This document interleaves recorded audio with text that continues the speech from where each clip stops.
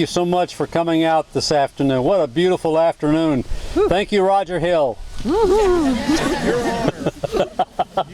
Thank you. Thank you. I called him about 10 days ago and he told me what kind of day this was going to be, and he was right on the money. Thank you, Raj. Good job. Hey, Raj. Yes. So you know why we're here. We are here to celebrate suffrage, March of 1920, and the chairs before us represent the 18 women who signed the document and registered to vote and took the Freeman's Oath for the first time in Worcester on September the 11th, 1920. The three chairs that are kind of sitting apart represent three ladies who weren't among the original 18, but who are a part of the 41 who initially voted on Election Day in November of 1920. So we will begin our script. I hope you enjoy our rendition. Jessie Mae Templeton Putnam already knew she'd made history, having become the first female town clerk in Worcester, preceded by 19 men. What she didn't know was that she'd become the longest serving town clerk in Worcester, from 1893 to 1947. She gave 54 years of service to her community. Along the way, this efficient and highly respected public servant would witness, probably in her own home near the Ledges, a significant local historical event. On Saturday, September the 11th, 1920, 18 Worcester women appeared before the Board of Civil Authority to take the Freeman's Oath, which, due to the ratification of the 19th Amendment to the Constitution, allowed them to vote for the very first time. This would happen in the upcoming national election. Yes, and don't forget to mention that in 1927, I became the first Worcester woman to serve in the state legislature. I kept my day job as well. Pretty impressive, I'd say. But we're not here today, though, to speak of only Jessie Putnam, but rather to celebrate the bravery and forward thinking of the first 18 women in our town who claimed their full rights as American citizens. I say the first because before November 1920, 23 other women would also take the oath and cast their ballots in the presidential election. Approximately 28% of eligible women in Worcester at that time, and that's eligible to vote, not eligible to marry. Of course, we can't hear from all 18 of these original pioneers, but we can learn more about the journey several made to the suffrage. Now we'll turn the clock back to September the 11th, 1920. I'll introduce them, and they'll tell you their own stories. First, a prominent citizen of our community, Mrs. Myron Maxim.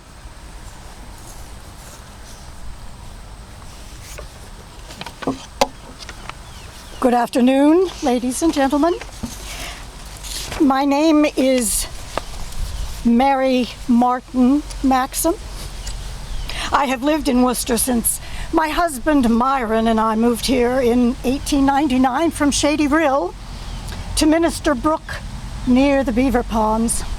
I still live there. As many of you know, Myron was the schoolmaster at the Minister Brook Schoolhouse for many years. I buried two of my children in this cemetery. My daughter Mabel was 12 when she died in '03, and Esther was only 6 when she left us in 1912. So, yes, I have suffered much loss and heartbreak.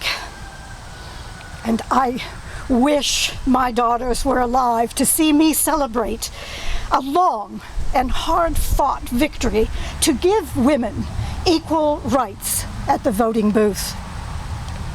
It's been a travesty, this long, long struggle. It's simply incomprehensible that for so long we were denied the ability to cast our votes, to choose the leaders of our country, simply because we are women.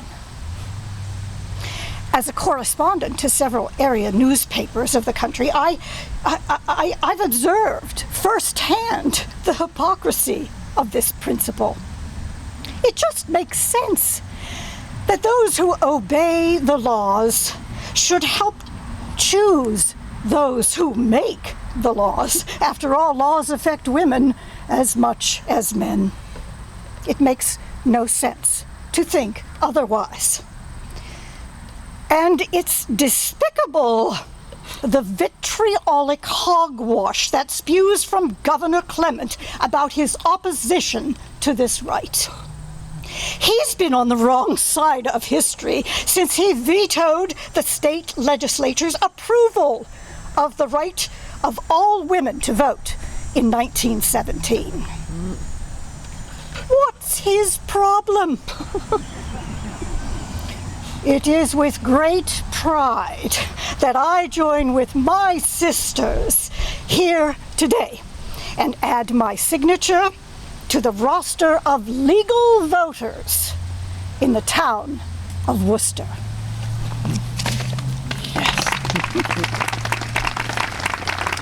Thank you, Mrs. Maxim. Do I detect a bit of rancor from this nice lady? The next Worcester woman to give her testimony is Mrs. Frank King. What have you to say, Mrs. King? Why, thank you, sir. It's awful nice of you to allow me a few words. My name is Ivy Holmes King, and I know some of you are not going to like what I have to say. Some of you have never liked me or my husband, Frank, just because of my Abenaki heritage and my husband's occupation as the village sexton. I don't carry grudges, so just hear what I have to say. My dear mother, Harriet Hinkson Holmes, is one of the saints of this village. She has nursed many of you at one time or another when you got out of sorts. When she came to your house to give you some comfort or remedies of one kind or another, it didn't make a difference to you then that she was a woman. Why should it make any difference to you when she goes to the polling place? That idea is ridiculous. If you don't already know, hundreds of thousands of smart, thoughtful, hard-working women have wanted to cast their ballot for a long time. Seems to me that most of the objections to our rights are based on prejudice, not on reason.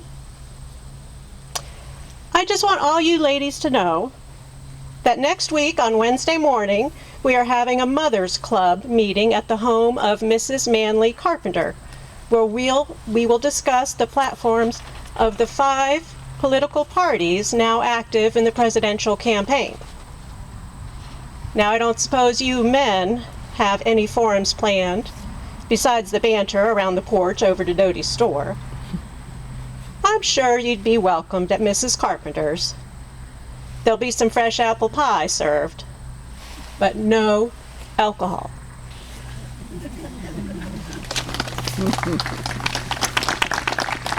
Well said, Mrs. King. The offer of apple pie sounds very tempting, but no alcohol? Perhaps our next speaker will be able to throw some light on that omission. Mrs. John Kane, step forward and give us your perspective.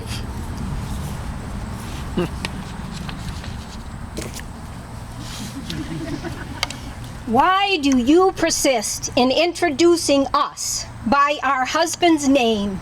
It appears to be that you are just following a societal norm by giving the woman identity and worth based on that of her husband. As for me, I wish to stand on my own given name and be respected for my own opinion and ideas. Well, I certainly meant no disrespect. What else is on your mind? Though I'm almost afraid to ask. I am Emma Lydia Stewart Kane. My daughter Carmen Lydia Kane Ladd stands with me to support this momentous occasion. Just in case you may be unaware of why this moment is so noteworthy, permit me to briefly educate you. Vermont women have always been at the forefront of working for full women's suffrage. You more mature citizens may remember the impassioned speech Clarina Howard Nichols gave at the joint session of legislature in 1852, the first woman to do so. She was urging support of a bill that would allow women to vote in school district meetings.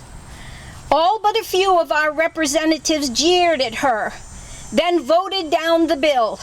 As early as 1870, a drive for voting rights had been made in the state. And no, despite what you think, I was just an infant then. In any case, those early efforts didn't meet with much success. Excuse me, Mrs. Lane. I think we can do without the history lesson. We need to hear from several additional spokeswomen besides you. Well, sir, you are certainly excused for such a rude interruption, but you are sadly mistaken. All of us need to remember the efforts exercised by many to bring us to this important event. I will continue. A report of the Council of Censors, now known as the State Senate in 1869, supported women's suffrage. Give woman the vote, it said, and do not shut out 1/2 of the intelligence and more than 1/2 of the moral power of the people. Custom and prejudice alone stand in the way. We know no good reason why the most ignorant man should vote and the intelligent woman should be refused. Now, woman sits by the side of man, is his companion and associate in his amusements and in all his labors, studies, pursuits, and interests, save the one of governing the country. And it is time that she should be his associate in this. Following this, in 1880, the Vermont legislature granted tax-paying women the right to vote in school district meetings. Seems that it was realized that matters affecting children just might include the women's point of view as well as the man's. Just saying. Very well, Mrs. Lane. Thank you for those eloquent words, though, but we must move on. It's Kane. C-A-N-E, Kane. Not such a difficult name to remember for a man of your stature. Now perhaps my lovely daughter would like to add a few remarks. Why, thank you, Mother. I would say just a bit. It should be pointed out that by 1880, the women's suffrage movement had merged with another cause, temperance. In some instances, this slowed the pace of progress. Men were even less keen about giving up their drink than they were in granting women the right to vote. Mother and I were both active participants in the Vermont Equal Suffrage Association. I can't begin to tell you how many state and national meetings we went to, learning how to pressure state legislatures to act on women's political rights. And you'll remember that most of us women here also belong to the local chapter of the Women's Christian Temperance Union. Progress was still stymied by the political party in power. It was not until 1900 that women would become eligible to serve as notaries and public library trustees, and in 1902, town treasurers. I need to chime in here, if I may. Women were allowed to be town clerks as well, as early as 1880. But I was not elected until 1893, the first woman to serve as town clerk in Worcester. Yes, we know, Mrs. Putnam, and we all love and respect you in the efficient job you continue to do as our town clerk. But we must move on. We need to hear from 3 more citizens who are here to take the Freeman's Oath today. I will be sure to get all of these names correctly now. Next speaker is Gladys Emmeline Buck Doty. Did I say that to your liking? Why, yes. Thank you. That was just fine. Excuse me, Mrs. Doty. May I interrupt? Pardon me, but I would like to share a few of my feelings about this. I know while some of you may not think that I have feelings, I do. I just don't show them as well as some of you. I hear tell. One of my hired hands says I'm the most even-tempered woman he knows. I'm angry all the time. I know that I haven't had as much education or formal schooling as many of you here, and that I never joined the Worcester Christian Temperance Union down here in the village because, well, living out on Eagle Ledge like me and Bert do made it hard to get into every meeting that there ever was. And I don't mind being called Mrs. Bert Fisher. I respect my husband, and I'm right proud to be his wife. Oh, by the way, my real full name is Elsie Delilah Wilkins Fisher. My friends call me Elsie. I came to Worcester in 1909 from Craftsbury with my lumberman husband Bert. Sure, I married Bert at just 14 years and had my first child at 16, but Bert was a good man and worked hard in the old Wheeler sawmill. We bought that from Elijah Fisher out at the head of Fisher Pond. Many of you have admired my beautiful flower gardens there. I'm quite proud of our mill and proud of the number of men that we employ.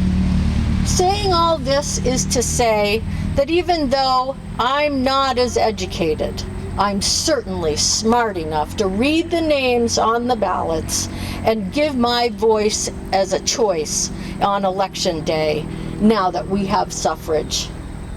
Thank you, Mrs. Doty, for giving me the opportunity to represent some of the ladies of Eagle Ledge. I'm sorry about that, Mrs. Doty. Very sorry. You may continue. I will not allow any more interruptions. I will keep my remarks brief because you know our final witness, Clarabelle L'Italian, can be a bit wordy. You already know me and where I live. My husband and I operate the grocery store across from the town hall. I do most of the work in record keeping. Truman is mainly responsible for customer service, visiting with his cronies on the front porch or around the wood stove in the winter.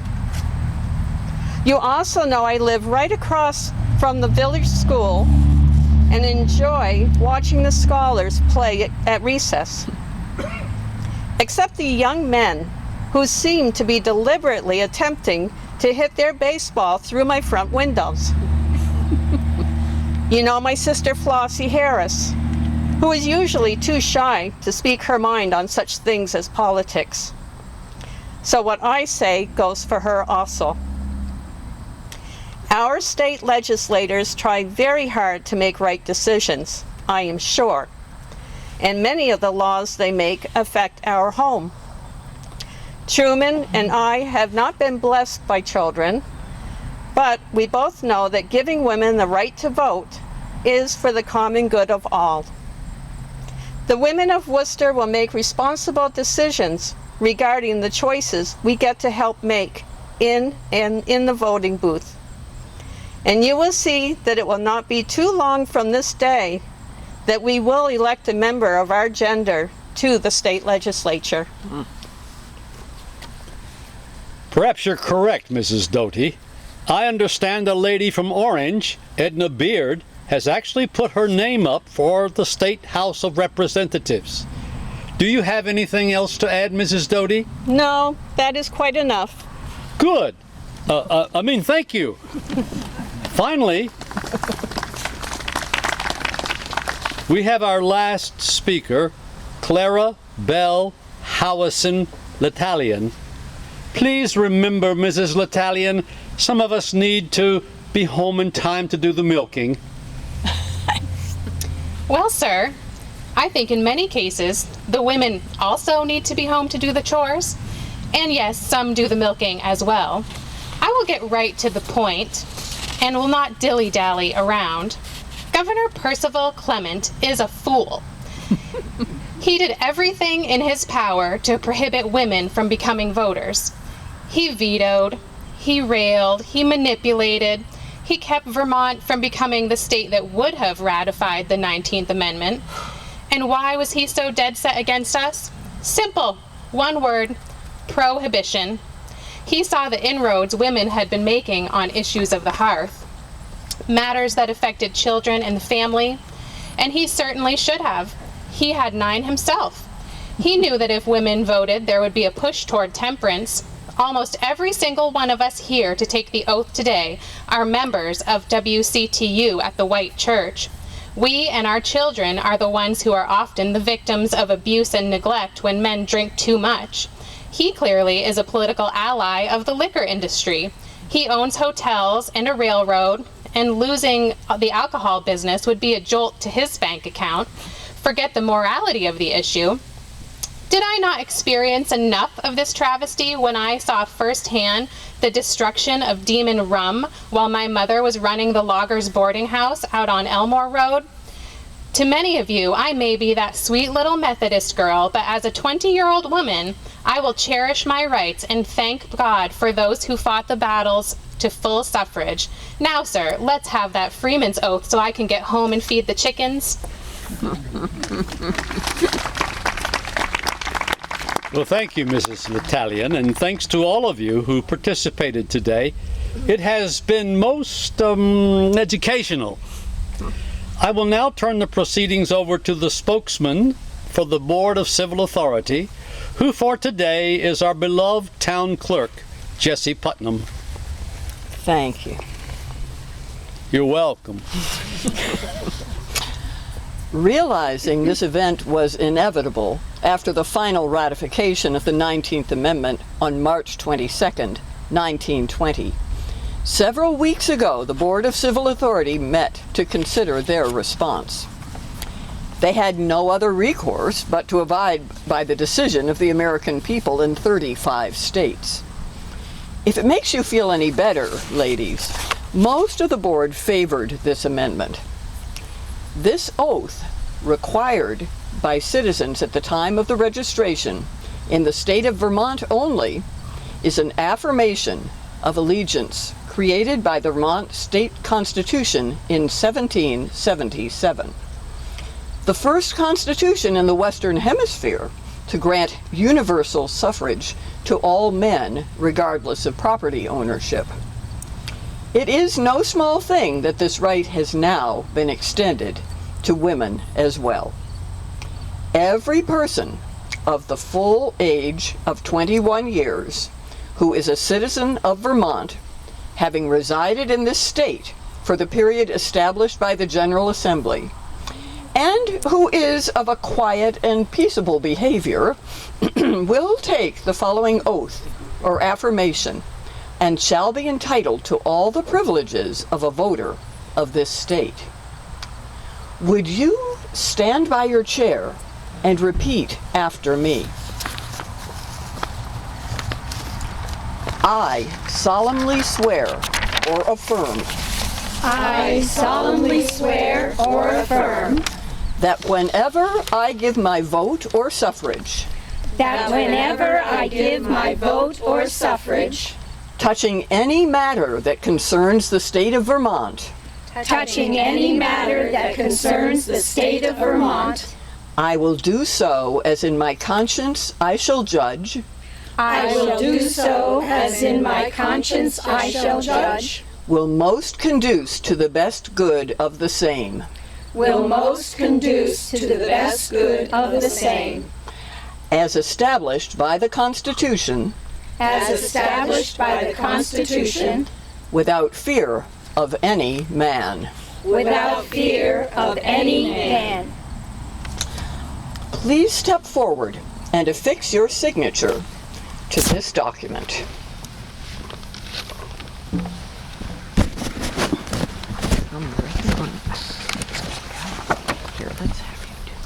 And so, less than a month later, 41 Worcester women joined more than 10,000 Vermont women, defeating the candidate backed by retiring Governor Clement.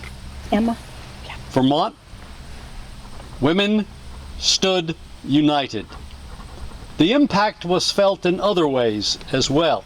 For example, over in nearby Northfield, the appearance of the town hall polling location was dramatically altered.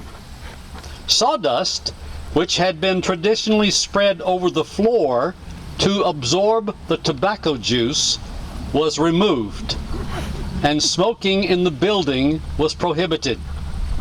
Thus began a new era in American politics, and only 101 years ago. By the way, Edna Beard was elected in 1921 from the town of Orange to the state legislature, and since 1970, after Mr. Wendell Ladd's 2-year stint as Worcester town clerk, the office has been occupied exclusively by women. 51 years of making up for lost time. Hip, hip, hooray! Hip, hip, hooray! Hip, hip, hooray! Nice job, everyone. Thank you very much, ladies. 2 things before we depart. Number 1, after we are dismissed, food across the street, music, live music, starting at 3 o'clock. Tonight at 6:30, outside the building at the Worcester Historical Society, Linda Radke will present her program with suffrage music and music of the 20s, which will be very enjoyable. Concert's free. And then at 8:20, the sky will be lit up with North Star's incredible Worcester production, which is always the best in the area. Secondly, for the last 2 July 4ths, we have hoped to present this program. July 4th is one of our major fundraising efforts, the many activities that we do.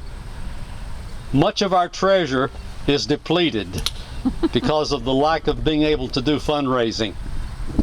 We are having a big fundraiser on October the 9th with Patty Casey and Tom McKenzie, and a 5-course prime rib dinner at the United Methodist Church. Tickets are available at the building from any board member, and if you can't find one, call me. I'm in the book. I'm booking the book. Yes, we'll get you tickets. They're very reasonable for such a fundraiser. $40 for adults, $15 to $25 for children regarding the age of the child. And this is a catered meal, and the program is going to be wonderful. Finally, we would like to dedicate this presentation tonight to a lady who has inspired us and who has been a part of the state suffrage movement, who doesn't live very far from here, but who has not been able to get out because of her struggle against leukemia. But she happens to be sitting in the car to my right.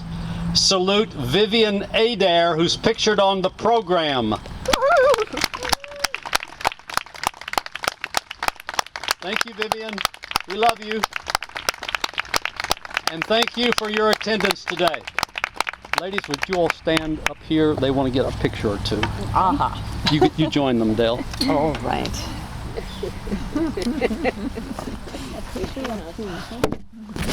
Well, I have tickets right now, by the way, if you have a check.